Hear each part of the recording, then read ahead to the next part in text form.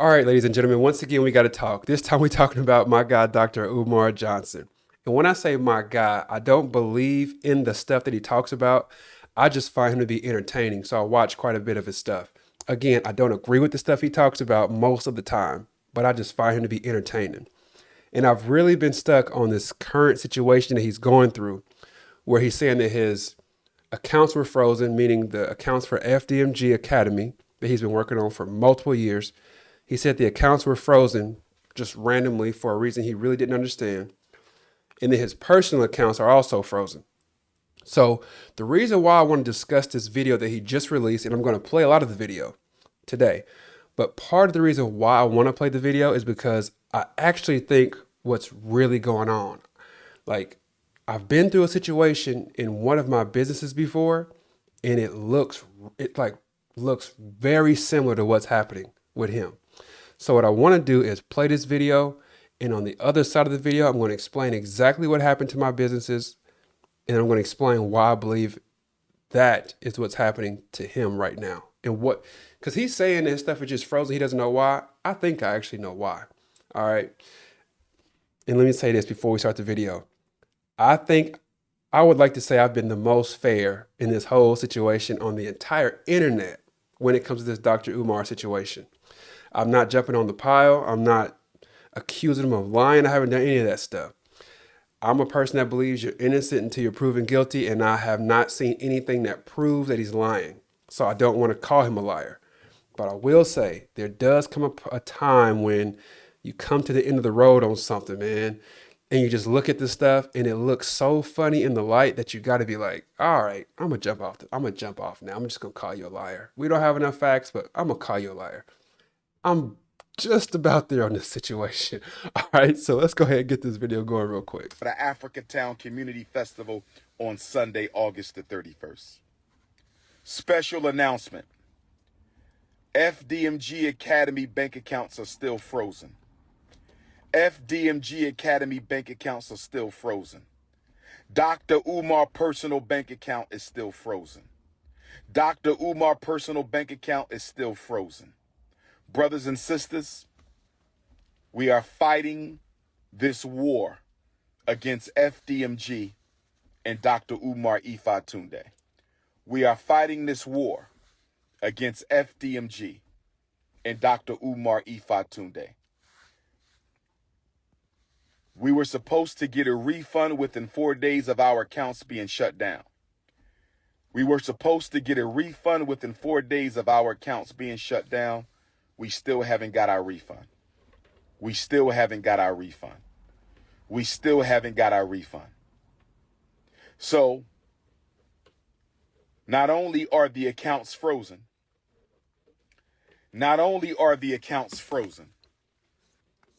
make sure y'all hit my Venmo and my PayPal. PayPal.me/Umar the Psychologist. PayPal.me/Umar the Psychologist, or tap my Venmo. Text me for the links to donate to FDMG. Text me for the links to support Dr. Umar. 215-989-9858. 215-989-9858. On August the 5th, brothers and sisters, on August the 5th, the city of Wilmington, Delaware,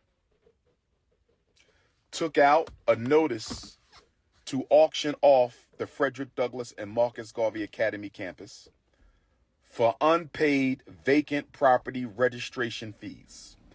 I repeat, on August the 5th, the city of Wilmington, Delaware, took out a lien to auction off the campus we bought, the campus we've been working on for 6.5 years. I was not notified of this. We were not notified of this. This past weekend, without an email, this past weekend, without a letter in the mail, this past weekend, without a phone call, the city of Wilmington put a notice on the door handle of both of our schools, informing me that if we don't pay the past due vacant property registration fees and outstanding utilities by the 25th of Black August, they will sell our campus. Brothers and sisters, can I ask you a question? Why were we not notified that they were going to try to sell our campus? Brothers and sisters, why are they trying to sell our campus at the very moment that our accounts are frozen? Brothers and sisters, is it a coincidence? Is it a coincidence? Is it a coincidence that the city of Wilmington is trying to sell properties that we own and have been working on continuously behind our backs? They were going to sell our schools behind our backs. They didn't even tell us that they were going to try to sell our schools. We received no notice in the mail. We received no notice by email. We received no phone calls at all that they were going to try to sell our schools. Instead, they put a notice on the door handle. Somebody stole one set of notifications and sent it to the YouTubian struggle streamers. Somebody stole the Frederick Douglass High School paperwork off the front door and sent it to the struggle streamers. But luckily, I am a struggle streamer, by the way, so please do like the video, subscribe to the channel. I am definitely a struggle streamer, so you're talking about me apparently. for us, Sister Ra Ebony was able to get the paperwork off the Marcus Garvey School before the haters stole that paperwork. I believe, brothers and sisters, and please let me know your opinion. I believe, brothers and sisters, and please let me know your opinion. I believe, brothers and sisters, and please let me know your opinion. I believe that they were going to sell the school, and they wanted to sell the school before we found out. I believe that they wanted to sell the school before we found out. We were not supposed to know that they were going to sell our school. Why do I say that? We were given no notification. We received no letter in the mail. We received no email. We received no phone call that they were going to try to sell our schools. Instead, they put a notice on the door. In a low-income neighborhood, they put a notice on the door with rubber band and masking tape. They put a notice on the school front door with a rubber band and masking tape. Brothers and sisters, it gets worse. Back in April, when I found out about the overdue vacant property registration fees, I had asked the city of Wilmington if they could retroactively apply our nonprofit waiver. According to the nonprofit waiver for the city of Wilmington, if you are a nonprofit organization, they will waive your vacant property registration fees for 4 years. If you are a nonprofit organization in the city of Wilmington, they will waive your nonprofit vacant property registration fees for 4 years. If they would have applied our nonprofit vacant property registration waiver, we would owe absolutely nothing. We would owe absolutely nothing. We would owe absolutely nothing. But I asked them, and they ignored my emails for 4 months. They ignored my phone calls for 4 months. They ignored our emails for 4 months. They ignored our phone calls for 4 months. And instead, the first time I hear from them since April, the first time I hear from them since contacting them April, asking them to apply our vacant property registration fee waiver to the past 4 years so we would owe absolutely nothing, they ignored me since April. They ignored me since April. No phone call, no email, nothing in the postal mail since April. And the first thing we find out, the first time we hear from them since April, is a letter on the front door of the school, affixed with a rubber band and masking tape. A rubber band and masking tape. Brothers and sisters, giving us 20 days to pay these back taxes. We already paid $30,000 for water that we don't even use. We just paid $30,000 to the city of Wilmington for water that we don't even use. And now we got to pay another $30,000 for vacant property registration fees that we shouldn't even owe because we should have a waiver. We should have a waiver. We should have a waiver. And it gets worse, brothers and sisters. It gets worse because they are raising the vacant property registration fee. They are raising the vacant property registration fee this fall from $5,000 a year to $12,000 a year. I'm going to say it again. They are raising the vacant property registration fee this fall from $5,000 a year to $12,000 a year. Brothers and sisters, I want y'all to get ready for a protest. I want all FDMG donors and supporters to get ready for a protest. We may have to march on City Hall, brothers and sisters. We may have to march on City Hall because of the racism. I'm going to call it what it is, racism. Discriminatory treatment. Why did we get no notification that y'all were going to sell our schools? Why did you not respond to any of our emails to retroactively apply our vacant property registration fee waiver? I knew they didn't want Dr. Umar in Wilmington. I didn't know it was this bad. I knew that the power structure, I'm not talking about the brothers and sisters in the... All right, I'm gonna leave it right there, y'all. Okay, so I'm not saying the man is lying, okay? But I'm definitely not gonna tell you or anybody else that he's telling the truth. All right, straight up. So, like I said before we played the video, there's actually two different situations that I've been through in my businesses that I want to explain and tell you what I think actually happened with his school. I really believe I know what happened with his school. There was a situation where I was just getting my businesses up and going, and I actually had to start hiring employees once we started to grow it a little bit. Had to start hiring people who cleaned the buildings for me because I couldn't get around to all the buildings. So I reached out to some folks and I was like, well, what should I do as far as getting people to clean these buildings for me? And they were like, well, you can hire what's called employees. That's when you pay people per hour. It's when you pay taxes on every hour and every dollar that you pay them. Or you can hire contractors, independent contractors. That means if there's a building and you want to pay $500 on that building per week to the cleaner, you just pay them $500, no taxes on top of it, just a flat $500. And they, the contractor, is responsible for taking the taxes out of that money. So I did that for my first full year of business. I had maybe 4 different contractors and I was paying them cash payments every week.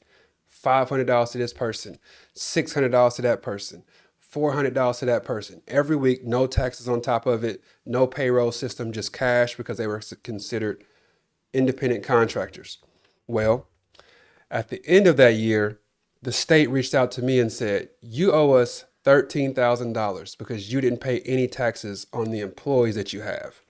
And I said, well, at the beginning of the year, I asked y'all what I could do as far as getting somebody to clean these buildings. And you said I could have employees and pay taxes on them, or I could have independent contractors and not pay taxes. So I chose independent contractor. And that lady who worked for the state, her name was Mary. I'm not a fan of hers to this day. But she told me flat out, you can say that if you want to, but I'm looking at what they did for you, and those are considered employees. You owe us $13,000. So here's the tricky part. I said, I'm brand new in business. I don't have $13,000. She said, I'm going to give you a date, a deadline to pay this $13,000. And I said, so what if I don't pay it? She says, we're going to freeze your accounts, all of them, business and personal. And I was like, all right, so then what happens? She said, if you do have $13,000 total in all of the businesses and your personal and all that stuff, we'll take that money out of there and we'll leave the rest in there and then we'll unfreeze your account. And I was like, okay. So what happens if I don't have enough?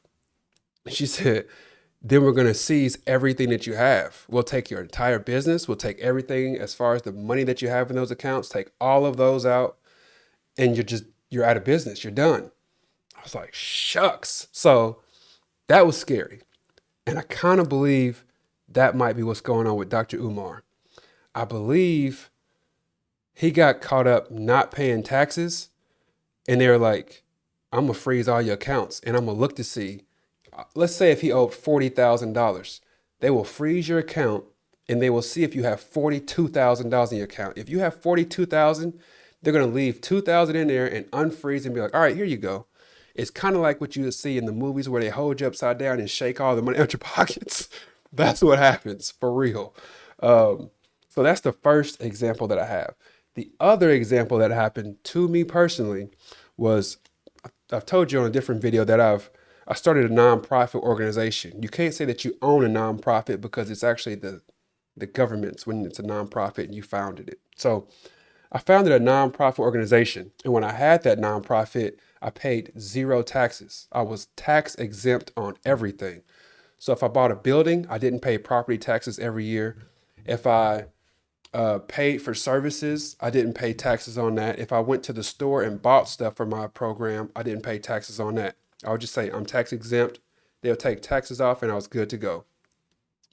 At the end of the year, no taxes that got sent in to the government, none of that stuff. I was tax exempt on everything. So then, after my nonprofit, I loved the no taxes law. I love that law, by the way. I got to say it. I love that law. But after my nonprofit, once I got into for-profit business, I bought a campus, and I had my corporate office in one building. I had daycares in these buildings. I had all kind of stuff going on in this property. And I reached out and I was like, if I lease out part of this building to an actual church family, could I pay no property taxes on this entire campus if I just have a church that rents the building out from me? And they thought about it for a little while and they're like, no, the church actually has to own the property. If the church owns the property, then you don't have to pay taxes on it. But since Jordan, you own it and you're just leasing it to that church, go ahead and cash us out. So this is part of what I think happened with Dr. Umar as well. I think because he was talking about how he wanted to be a nonprofit. He talked about the nonprofit space. What I think was going on was he had a few months in which he was not a nonprofit. And those taxes started building and building, or maybe he had a couple of years where he had no nonprofit tag on his name. And if you're not a nonprofit, they're going to expect you to pay property taxes. Like I got to pay $22,000 a year on that property that I'm talking about that I rent the church out to. If I was a nonprofit, I would save that whole $22,000. I think Dr. Umar got into something like that where he was saying, I'm not a nonprofit right now, but I may be in the future, and I'm just going to let it ride out. And I think the first year, they were probably like, hey, man, you owe us $10,000 for this property tax over here. And he was like, well, I'm not worried about it right now because I'm going to get my nonprofit, and that stuff's going to go away.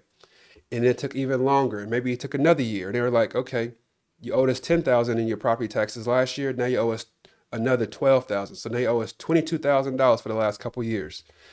And then he got real busy trying to get his nonprofit organization, his 501c3 certification is what it's called.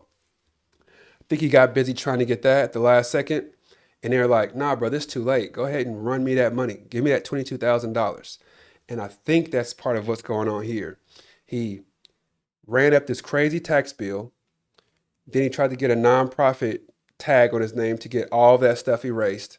That didn't work.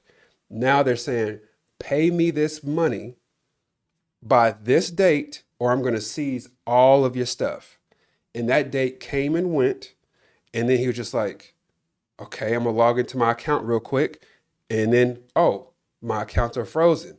So I believe the government has a hold of all of his assets, everything he's got. They're looking to see what he's worth, how many dollars he has in all of his accounts, how much this building is worth. If he owns that, sell that, get that money out of it. That's what I think is going on right now. He ran up a crazy tax bill. He couldn't pay it in time. They seized everything. They're rifling through his stuff to see what they can sell off to get their money back. And he's just stuck. Like they would take everything. I'm telling you, that conversation I had with the state was scary. It was my first year of business. And I was like, I don't know how I'm gonna pay this money, but I better figure out how to pay it. And thankfully I did have thankfully I did have enough and I got it paid off, but I didn't have much left after that. We had to slow grind it back up. But that's just my thought on it. That's my opinion. I'm not saying that's exactly what happened. So Dr. Umar, don't try to sue me on some kind of weird defamation case or something weird like that. Um, I'm just giving an opinion on this. It's not facts, obviously. But if I had to, I'm not a betting man, but if I had to bet, I would bet all my money on that. I wouldn't even say, let me put 50% on this and now I'll put 50% on maybe this happening. Or maybe 25% this might be happening and 25% this might. I would put 100% on the example I just told y'all. That's what's going on. Because I've seen it. I've had those conversations. I've lived it before. And thankfully I had the money, so I paid it. But if I didn't have the money, I would have been in the exact same situation that he's in. And that's part of why I'm not laughing too much, because I'm like, I know how nervous and scared I was when I was in that situation. So I hate to see anybody going through that. Um, I also like had to chuckle a little bit, even though maybe it's not too funny. I honestly, I kind of felt bad for the man when he's talking, because he's obviously looking down at his phone, talking into it, and he's reading like the chat. And these people are going crazy on him in the chat. And there was one part where he said, he started talking about racism. And as you've heard me say on this channel, racism it's alive, it's real. I've seen it. And there's so much racism out there in the world that happens every day that we don't have to stretch and try to find racist stuff. I think he's stretching here. But one part that made me chuckle a little bit was when he said, this is racism. This is racism. And then there was somebody in the chat that said, Negro, what?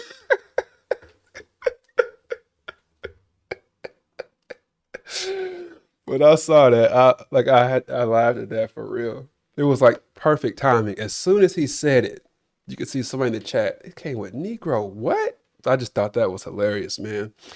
Anyway, that's all that I got for y'all today in this video. Please do like the video, subscribe to the channel. I shouldn't laugh at this because it's a man going through a bad time here, so I really shouldn't laugh. But some of this stuff can be a little bit comical, kind of. But yeah, please do like the video, subscribe to the channel. Thank you. I appreciate the support. God bless. Take care. Peace.